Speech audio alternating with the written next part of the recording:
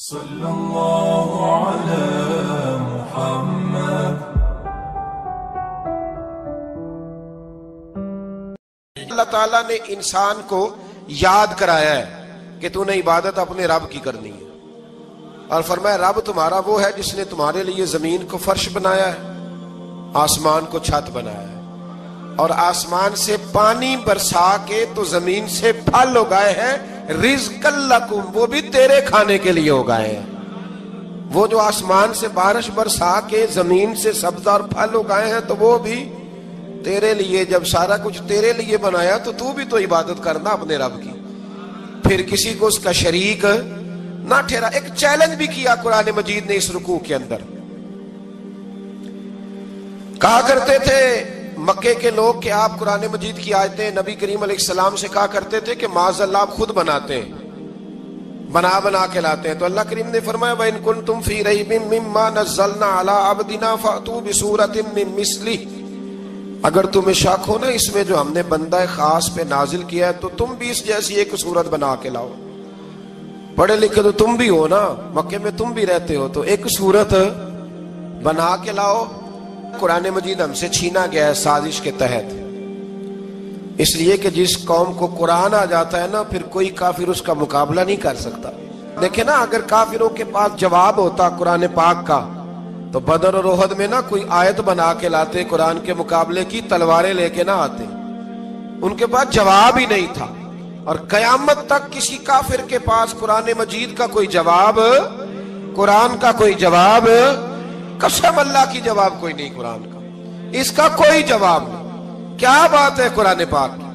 وہ ایک دفعہ مسلمہ کذاب بے ایمان کہنے لگا میں نے بنا لیا ہے قرآن پاک کا جواب، معاذ اللہ۔ جواب کیا بنایا؟ وہ صورت ہے نا القاریۃ ما القاریۃ وما ادراک ما القاریۃ، کھڑکھڑانے والی کیا ہے، کھڑکھڑانے والی تمہیں کیا پتا کیا ہے کھڑکھڑی، قیامت کا ذکر ہے۔ کہنے لگا میں نے اس جیسی صورت بنا لیا، تو کیا بنایا؟ الفیل مل فیل وما ادراک ما الفیل، کہنے لگا ہاتھی، تمہیں کیا پتا کیا ہاتھی، تم کیا جانو کیا ہاتھی۔ تو پاس جو اس کے اپنے بیٹھے تھے نا چیلے، کہنے لگے چپ کر جا، سارے زمانے کو پتا ہے ہاتھی کیا ہوتا ہے۔ تو پاگل ہے، اس کے دو کان ہوتے ہیں، ایک سونڈ ہوتی ہے، چار اس کے پیر ہوتے ہیں۔ بیوقوف آدمی قرآن کا مقابلہ کرنا ہے تو کچھ چج کے ساتھ کر، پاگلوں کی طرح مقابلہ کرے گا، جوتے کھائے گا بھی ہمیں بھی پڑھوائے گا۔ تو قرآن مجید کا کوئی مقابلہ کر سکا؟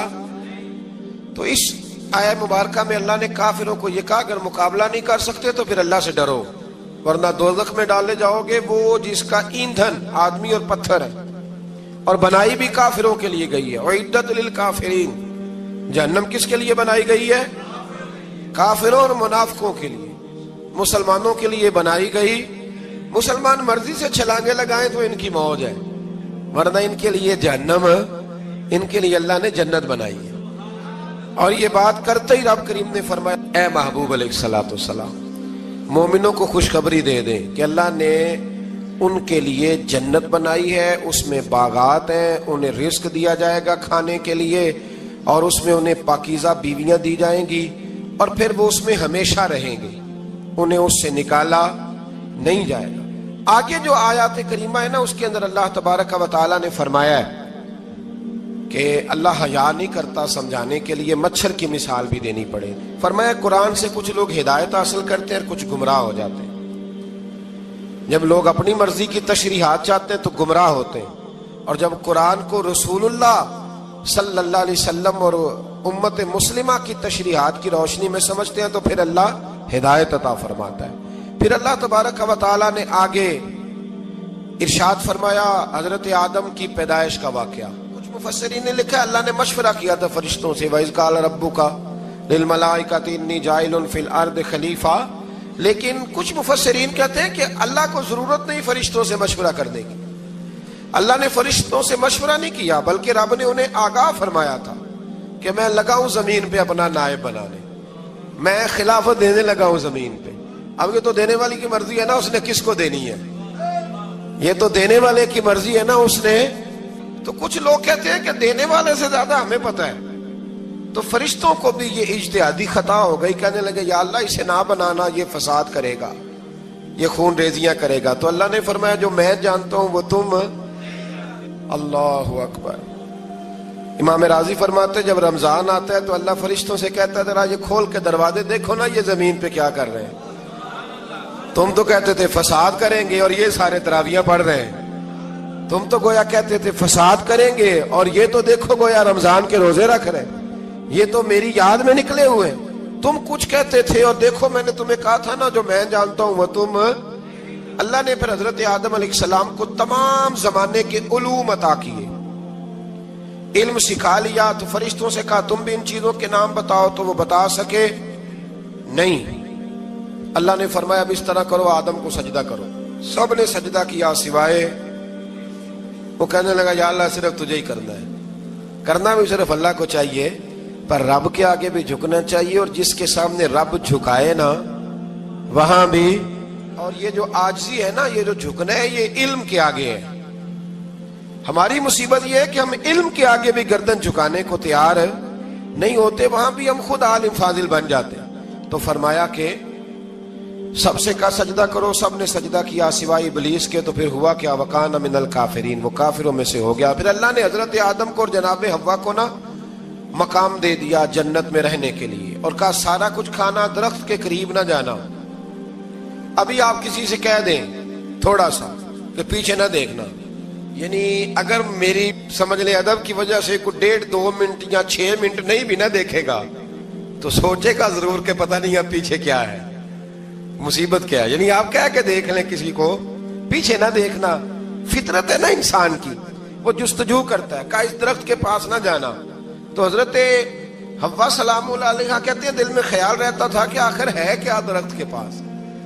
یہی انسان کا عقیدہ توحید ہے کہ جہاں سے رب منع کر دے وہاں وہ منع ہو جائے. اور یہ ان کی خطا نہیں تھی, یہ اللہ کی حکمت تھی, چونکہ رب نے تو پہلے کہہ دیا تھا بنایا ہی زمین کے لیے, تو یہ تو سارا کچھ ہونا تھا تو زمین پہ آنا تھا نا. تو حضرت حوا اور جناب آدم کے پاس شیطان آیا. اب اس کو نکال تو دیا تھا پر ابھی اس کا جنت میں آنا جانا بند نہیں ہوا تھا, یہ بھی اللہ کی حکمت تھی. تو وہ کہنے لگا تمہیں پتہ ہے بعد میں مر جاؤ گے. تو حضرت حوا کہنے لگی کیا موت بھی آئے گی؟ کہاں, اس کی تکلیف بھی بڑی ہوگی, تو پھر بچیں گے کیسے؟ تو کہنے لگے پھل کھا لو اس درخت کا. تو بچنے کے لیے پھل کھایا تھا. اس طرح لوگ آج بہت سارے کام بچنے کے لیے کرتے ہیں پر بچ سکتے, بچنے کے لیے پھل کھایا. تو اللہ نے فرمایا زمین پہ چلے جاؤ. تو حضرت آدم زمین پہ آئے, پھر کئی 100 سال روتے رہے. فتلقى آدم من ربہ کلمات, تو پھر اللہ نے خود ہی جناب آدم کو کچھ کلمے سکھائے. علامہ اسماعیل حقی فرماتے ہیں وہ کلمے یہ تھے کہ حضرت آدم نے میرے نبی کا وسیلہ پیش کیا, اللہ کریم نے جناب آدم کی دعا کو مقبول فرما لیا. پھر آگے بنی اسرائیل کا ذکر آ جاتا ہے. اللہ تعالیٰ نے بنی اسرائیل, آج آپ اسی قوم کو یہودی کہتے ہیں, ان کو اللہ نے اس زمانے میں فضیلت عطا کی تھی بہت زیادہ. تو عرب کے اندر جب نبی پاک علیہ السلام نے اعلان نبوت کیا تو کچھ لوگوں نے یہ کہہ دیا کہ اگر یہ یہودی کلمہ پڑھ لیں گے تو ہم بھی پڑھ لیں گے. تو پھر اللہ نے انہیں یاد کرایا کہ تم اصل میں کیا ہو, تمہیں کلمہ پڑھنا چاہیے. تو اہل یہود کا تذکرہ کرتے کرتے رب کریم نے ایک بات یہ بھی ارشاد فرمائی کہ تم لوگوں کو تو کہتے رہے ہو کہ وہ نبی آنے والے ہیں, وہ نبی آنے والے ہیں, اور جب آ گئے ہیں تو ماننے کو تیار نہیں ہو. تو فرمایا تأمرون الناس بالبر وتنسون انفسکم وانتم تتلون الکتاب, لوگوں کو بھلائی کا حکم دیتے ہو اور اپنے آپ کو بھول جاتے ہو. افلا تعقلون, تمہیں عقل نہیں؟ پھر اللہ نے انہیں یہ بھی یاد کرایا کہ یاد کرو وہ زمانہ کہ جب فرعون نے خواب دیکھ لیا تھا کہ کوئی بچہ اس کی سلطنت کو تباہ کرے گا, تو پھر اس نے تمہارے بچوں کو ذبح کرانا شروع کیا اور تمہاری بیٹیوں کو چھوڑتا تھا. فرمایا یہ بھی تو تم نے دیکھا, میں نے تمہیں پھر تم سے کہا جہاد کرو قوم عمالقہ کے خلاف, تو مقام طیہ میں جا کے یہ لوگ کہنے لگے ہم سے جہاد نہیں ہوتا. اللہ نے انہیں ایک میدان میں قید کر دیا. بڑی دلچسپ بات, قید تو لوگ ہوتے ہیں نا چار دیواری میں, تو اللہ نے بنی اسرائیل والوں کو جب انہوں نے کہا ہم جہاد نہیں کریں گے تو اللہ نے میدان میں قید کر دیا. میدان میں, یہ یاد رکھیں, جب انسان اللہ کی نافرمانی کرتا ہے تو اسے ایسی قید ملتی ہے جس کا اس نے تصور بھی نہیں کیا ہوتا. ایک میدان ہے مقام طیہ, قید ہو گئے. سارا دن سفر کرتے تھے, سارا دن, تو رات کو تھک کے سوتے تھے, صبح اٹھتے تھے نا جب, تو وہیں ہوتے تھے جہاں کل صبح چلے تھے. تو رب جب کسی کو قیدی بناتا ہے تو اسے زنجیروں کی سلاخوں کی ضرورت، دعا فرمائے اللہ تبارک و تعالی غموں سے نجات عطا فرمائے، یہ دعا فرمائے۔ ایسی قید دیتا ہے کہ جس سے پھر چھٹکارا ہو سکتا۔ تو بنی اسرائیل کا بہت زیادہ تذکرہ اس بارے میں اللہ تبارک و تعالی نے پھر بیان کیا، اور پھر کہا کہ انہیں جو حکم دیا جاتا تھا یہ اس کی سرتابی کرتے تھے، پھر اللہ نے ان پر ذلت نازل کر دی اور یہ ہمیشہ اس کا شکار رہیں۔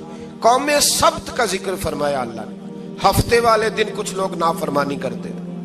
ہمارے بھی ہیلے بہانے ہیں نا آج کل کاروبار میں، تو اسی سپارے کی آیت نمبر 65 کے اندر اللہ تعالیٰ نے حضرت داؤد کی قوم کا ذکر کیا کہ اللہ نے انہیں حکم دیا تھا کہ ہفتے والے دن مچھلیاں نہیں پکڑنی، تو وہ کہتے تھے چلو ہاتھ لگا کے نہیں پکڑنی، ہاتھ لگا کے۔ وہ ہمارے لوگ ہیلے بہانے تلاش کر لیتے ہیں نا، وہ بڑے جناب انشورنس والا آ گیا، اب وہ بینک والا آ گیا، وہ فلانے صاحب آ گئے، وہ تروڑ مروڑ کے کہانیاں باتیں، اور پھر ہمیں بھی رستے مل جاتے ہیں بچنے کے۔ مفتی صاحب نے کہہ دیا تھا، ایک مولانا سے میں نے ان کو کہا ہفتے والے دن مچھلیاں نہیں پکڑنی، کہا نہیں پکڑتے، چھوٹے چھوٹے حوض بنا لیے۔ تو مچھلیاں زیادہ آتی تھی اس دن، یہ بھی اللہ کی قدرت تھی۔